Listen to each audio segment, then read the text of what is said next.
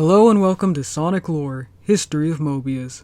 In my previous retelling of the Archie Sonic story, I left things off with Steppenwolf sending Menakir and his Dark Legion to the Twilight Zone.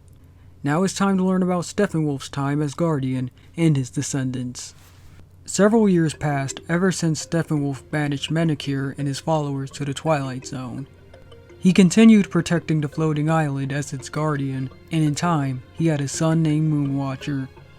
Steppenwolf taught his son the same lessons he learned from Christophilus. While teaching his son how to be a guardian, he planned for the day when Moonwatcher would join him on his duties. Over time, Steppenwolf began to believe that he needed to be vigilant of threats from the surface as well to keep the Chaos Emerald safe. His concerns came true when a group of Overlanders came to the floating island. The group was led by an ancestor of Robotnik's named Brutus Kantobor. Brutus introduced himself to Steppenwolf and told him that he and his group had come in peace. Steppenwolf was cautious of the intruders, but he was willing to give them a chance. Brutus's men prepared to shoot Steppenwolf, but before they could, they suddenly felt an intense pain in their heads. Brutus and his men begged Steppenwolf to stop their suffering. He agreed to, but on the condition that Brutus and his company were never to step foot on the floating island again. Brutus agreed to Steppenwolf's terms and fled off the island. Unbeknown to them, Christophilus and his brothers learned of their ill intent by using telepathy. They also used that power to cause immense pain to the intruders. On that day, Steppenwolf and Christophilus decided that one guardian was not enough to protect the floating island and its inhabitants from all the unforeseen dangers. When Moonwatcher was ready to become a guardian, Steppenwolf brought his son to Haven. He told Moonwatcher that they were going to conduct their operations from Haven. He then told his son that he would survey the land that the floating island was passing over, and that he was leaving the protection of the island to him. Steppenwolf and Moonwatcher would sometimes switch shifts, with one guardian watching over the floating island, while the other scouted for any potential danger from the surface. This routine had gone smoothly for decades. Moonwatcher eventually had a son named Harlan, who joined his grandfather and father in Haven when he was ready to become a guardian. Harlan's son Rembrandt joined as well, and it was he who christened the group as the Brotherhood. Everything went smoothly, until an incident occurred when Rembrandt's son, Aaron, was a guardian. During Aaron's third trip to the surface, he came across a squadron of Overlanders wandering through a forest. He was spotted by the Overlanders and ran for his life. It wasn't long before he ran into Menakir. Menakir and his group had somehow escaped the Twilight Zone, and they were now planning on using a missile to destroy the floating island. When Menakir's plan was revealed, his co-conspirator activated the missile. Aaron quickly jumped on the missile and opened the hatch to its guidance control. He tried to disarm the missile before it could launch, but Menakir attacked him in an attempt to stop Aaron from ruining his plans. After the missile launched, Menakir inadvertently told Aaron how to set it off. Having no choice left, he detonated the missile, thus killing himself along with Menakir. The Dark Legion was sent back to the Twilight Zone, and Rembrandt was devastated over the loss of his son. Rembrandt's other son, Jordan, offered to take up the place of his departed older brother. Unlike his brother Aaron, Jordan had to do his guardian duties alone to learn self-reliance, and he wasn't allowed to join the Brotherhood until much later on in his life. Due to Aaron's death, the Brotherhood had changed how they interacted with the future Guardians, and they decided to hide their activities from the world. Years had passed, and the floating island was at peace. However, a major incident occurred during the time of a Guardian named Hawking. Hawking had been investigating a case where looters had been breaking into some storage depots. While he was investigating a recently broken into storage, the looters suddenly came out of the storage with some cargo trucks. When Hawking pursued the looters, he quickly found out that they were dingoes. Hawking pursued the fleeing dingoes and caught up to one of them.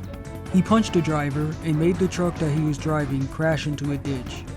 When the truck exploded, Hawking knew that the dingoes had stolen something dangerous. He continued chasing after the rest of the dingoes and caught them by tricking them into taking each other out. It wasn't until later that Hawking found out that the dingoes had acquired and launched nuclear missiles at Echidnapolis. The situation had forced Hawking to break the vow that the Guardians had made ever since Edmund's time by using the technology that was stored in the Grand Conservatory. Hawking went to the storage facility and acquired a remote that would reveal the city's shield generator. With a push of a button, Hawking activated the energy shields, which saved Echidnaopolis. However, the radioactive dust from the missiles threatened to spread throughout the entire island. The dust made it impossible to evacuate everyone off of the floating island, but Hawking found a solution through Dimitri's research notes. He discovered that Dimitri had theorized that there were other zones that occupied the same space but operated at different vibrational speeds. Once he learned about that, he designed and built the Hyperzone projector. Hawking used his device to transport the animals and people on the floating island to one zone. He then sent the echidnas and the dingoes to separate zones along with their cities. After Hawking saved everybody, he was revered as a hero, and a statue of him was placed in the middle of Echidnaopolis. Hawking originally planned on returning everyone to the floating island after the radioactive dust was cleaned up. However, he later found out that he couldn't bring back the echidnas or the dingoes due to his device lacking a strong enough energy source to return their cities. Hawking vowed from then on that he would restore the floating island and that he would return everyone back to it. Later on in his life, Hawking met and married a woman named Sonjara, and eventually, the two had a son named Tobor. Unlike his father and recent ancestors, Tobor was trained by his father to take up the mantle of Guardian. However, unbeknown to Tobor and Hawking, they were being observed from the Twilight Zone by the Dark Legion's current Grand Master and Menicure's son, Moritori Rex. At some point, Moritori discovered that he could spy on the inhabitants of other zones from the Twilight Zone without being noticed. Using this to his advantage, Moritori learned as much as he could about Tobor, as well as learn as how to harness and use the Chaos Force like the Guardians. Once he had all of the knowledge he needed, Moritori formulated a plan to lure Tobor into a trap. Some years later, Tobor met and married a woman named Vani Ka, and later on, they had a son named Spectre. When Tobor was 20, Hawking passed on the title of Guardian to him. Hawking told his son that he was leaving to restore the floating island, and he believed that Tobor was more than ready to become a Guardian. Before Hawking left his family, he gave Tobor his hat and told his wife goodbye. It wasn't long after Tobor became a Guardian that he experienced his first crisis. Using a device that Moritori built, the Dark Legion escaped the Twilight Zone and invaded the Pocket Zone where Echidnaopolis resided. When Moritori arrived, he demanded that the people reclaim the technology that was banned by their ancestors. His demands were quickly shot down by Tobor, who stood by their ancestors' decision. Moritori was angered by Tobor's defiance, so he ordered his troops to attack, but Tobor had the help of the citizens to fight against the Dark Legion. Tobor and Moritori fought each other with everything they had until Moritori activated the device used to escape the Twilight Zone. The device transported them to some ruins on the floating island, but it also caused the ruins to collapse on them. Both Tobor and Moritori were now trapped under the rubble and severely injured. Tobor was unconscious for some time until he heard his father call out for him. He was shocked when he witnessed his father rescue Moritori and mistaken the Grand Master for himself. Half a day later, Tobor freed himself from the rubble, but he was overcome with shame in his failure to handle the crisis. In his shame, he decided to exile himself from the floating island. Unbeknown to Tobor, Moritori's plan had worked. He took on Tobor's identity and learned as much as he could about the Brotherhood. At some point in time, Moritori abducted Spectre when he was young and tried to legionize him. Spectre escaped, but he was now tainted with cybernetic implants. Years later, Spectre became a Guardian and had a wife and son of his own. During Spectre's time, the Dark Legion escaped the Twilight Zone again and attacked Echidnaopolis. They were defeated by Spectre and sent back to the Twilight Zone.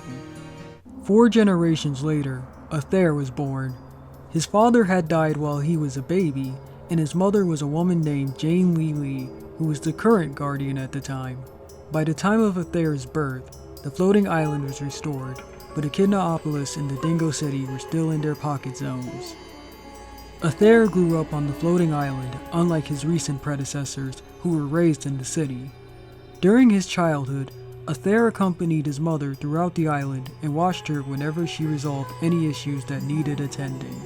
She also took him to Echidnaopolis on several occasions. At the time, Athair did not realize that his mother was preparing him to take her place as guardian. His life changed when he went with his mother to the edge of the Forbidden Zone. It was there where he witnessed his mother vanish into a wall of flame.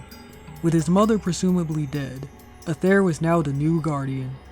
Athair carried out his duty while having many questions, but he believed that his answers would come in time. Athair's questions were soon answered when one night he received a visit from the Ancient Walkers. The Ancient Walkers told Athair that he had a greater purpose elsewhere and teleported him to the surface. When he arrived on the surface, Athair was shocked to see that a group of his people were on the surface and away from Echidnaopolis. The tribe of Echidnas were the descendants of the ones who left the city before it became the floating island. Once Athair got over his shock, he noticed that the tribe was gathered in front of a grave. He stepped forward and was greeted by one of the tribesmen. The tribesman asked Athair if he was the other, but after Athair denied it, he told Athair that he must be the Mitre. The tribesman explained the Mitre's role in guiding the tribe to Albion, and he told Athair that he was sent to replace the previous Mitre, who had recently died. At that moment, Athair realized what his calling was, but he also knew he couldn't abandon his duty as guardian. The Ancient Walkers took Athair to Haven, and he was reunited with his mother. He questioned his mother about Haven, and in response, she told him everything about it. Jane Lee took back the guardian title from her son, allowing Athair to carry out his duty as Mitre. Just like the previous Mitres, Athair led the tribe on the journey to find Albion. Sometime later, Athair fell in love with a woman named Crystal Law and married her. A season later, Crystal Law gave birth to their son, Saber. At the same time, the tribe settled down in a beautiful valley. It seemed as though Athair and his people had found a place that they could call home, but that soon changed when a drought hit the valley. The drought caused the tribe to resume their journey to Albion once more. Several years later, the Ancient Walkers returned and told Athair that his mother was soon to die. Little did Athair know, Moritori had poisoned his mother. A young Saber encouraged his father to go back to the floating island and take Jane Lee's place as guardian. But Athair refused, as he knew his place was with the tribe. Angry at his father, Saber left with the Ancient Walkers to the floating island and took his grandmother's place as guardian under the guidance of a fire ant named Archimedes. Years later, Saber married a woman named Jenna Lu, who eventually gave birth to their son, Locke. Like Athair, Locke was raised on the floating island and witnessed his father's apparent death when he was a child. Locke took up his father's role as guardian, and in time, he also learned about his father's survival and found out about Echidnaopolis. At some point, Locke moved to Echidnaopolis. There, he met and fell in love with a woman named Laura Lee, and later, married her. Life looked hopeful for Locke until one night, he received a haunting dream. In his dream, he witnessed an older version of Knuckles fighting against an unknown villain. Before Locke could see what else happened, everything ended with a flash of light. Locke awoke from his dream in a panicked state and woke up his wife. He assured her that he was fine and that he had only experienced an intense dream, but he knew that the dream was something more. The dreams continued until Locke decided to seek answers from his grandfather, Athair. Athair revealed to Locke that he was receiving a vision of the future. He told Locke to prepare for the future by reconciling the past with the present into the next generation. After his talk with Athair, Locke began experimenting on himself with technology that was long forbidden. The particular technology he was using involved biological enhancements. Later on, Laura became pregnant with their son, Knuckles, though she was ignorant of the effects that Locke's experiments had on their son. Before Knuckles was born, Locke met with his forefathers and told them about his plan to bathe his son in the energy of the island's Chaos Emerald. Locke's plan caused a debate between the members of the Brotherhood. One of the more vocal members against the plan was Spectre. He warned Locke that messing with the natural order was dangerous. Eventually, a decision was made, and Locke was allowed to move forward with his plan. Knuckles was soon born, but he was still in his egg. Locke took Knuckles to the Chaos Chamber and subjected him to the energy of the Chaos Emerald. When Laura became concerned about Knuckles, Locke lied to her and said that the doctor was running some tests on their son. Knuckles hatched a day later, which was unusual for an echidna newborn. For months, everything seemed normal. That is until Laura noticed that Knuckles was spelling advanced words. From then on, she knew that there was something different about her son. At the age of 3, Knuckles began his guardian training under his father. Laura became concerned about how Knuckles was being raised, and when she tried to talk to Locke about it, he brushed her aside and told her that Knuckles was following the traditions of his ancestors. Feeling like she didn't know how to handle things, Laura tried to get advice from Saber's wife, Jenna Liu. She hoped that Jenna would agree with her about her view of raising Knuckles, but Jenna understood what it meant to be the wife and mother of a guardian and the responsibilities that came with it. For a while, Laura tried to raise Knuckles as best as she could, but she couldn't tolerate Locke's parenting style because of her upbringing. Having had enough of Locke's control of their son's life, Laura began packing up her stuff and prepared to take Knuckles with her. However, before she could leave, Locke confronted her. After they argued, Laura divorced Locke, but Locke still had custody of Knuckles. Sometime later, Locke told Laura that he was taking Knuckles with him to the floating island. She questioned Locke on his decision, but he only told her that he was preparing Knuckles for his role as guardian and that he had been called to Haven. A few years passed by as Locke trained Knuckles on the floating island. Knuckles spent most of his life training with his father and didn't interact with others since it was against the rules.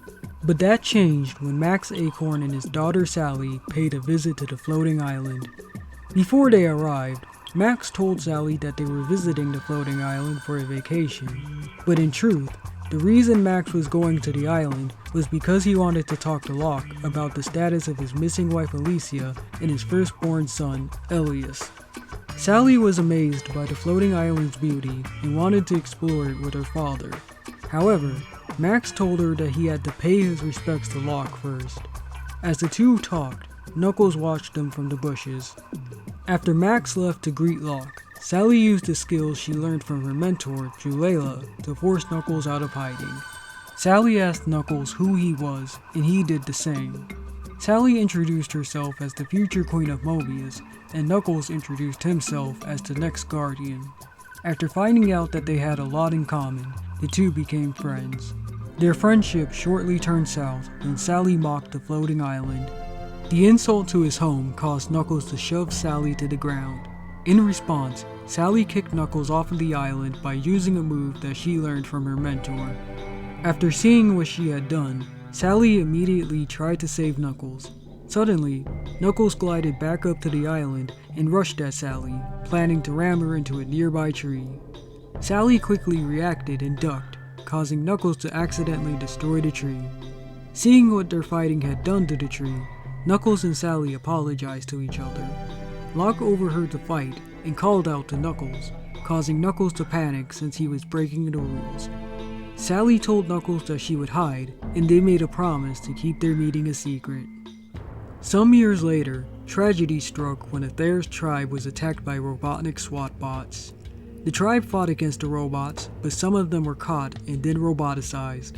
One of the victims was Athair's wife, Crystal Law. When Knuckles was 8 years old, he and his father watched as a group of Robians entered the Chaos Chamber. Knuckles didn't understand why the Chaos Emerald was so important, and Locke didn't have the time to explain to him. He told Knuckles to wait for him until he returned, and left to see about the invaders. Instead of listening to his father, Knuckles secretly followed him. When Locke confronted the Robians, he tried to deter them from the Chaos Emerald, but their programming ordered them to take it by force. Before a fight began, Knuckles attempted to get the jump on one of the Robians. The Robian slapped Knuckles away and knocked him out. In response, Locke used the Chaos Emerald to drain the Robian's power circuit.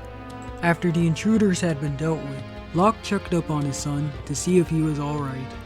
After Locke told Knuckles about the power of the Emerald, he left the Chaos Chamber with his son. Sometime afterward, Locke decided to show Knuckles the heavy responsibility that he would bear as Guardian. He led his son down the secret entrance to the Chaos Chamber and showed him the Chaos Emerald that was keeping the island afloat. When Knuckles was 10 years old, Locke decided that Knuckles was ready to inherit the Guardian mantle. He took Knuckles to the edge of the Forbidden Zone and told his son that he had to perform a task. He ordered Knuckles not to follow him no matter what happened. Just like Locke's own father and ancestors, Locke jumped into the wall of fire. Knuckles assumed that his father was dead, but Locke was actually in Haven with the rest of the Brotherhood. Shortly after Knuckles became the current Guardian, he found himself being bullied by a gorilla named Monk. One day, Monk stole a yo-yo from Knuckles.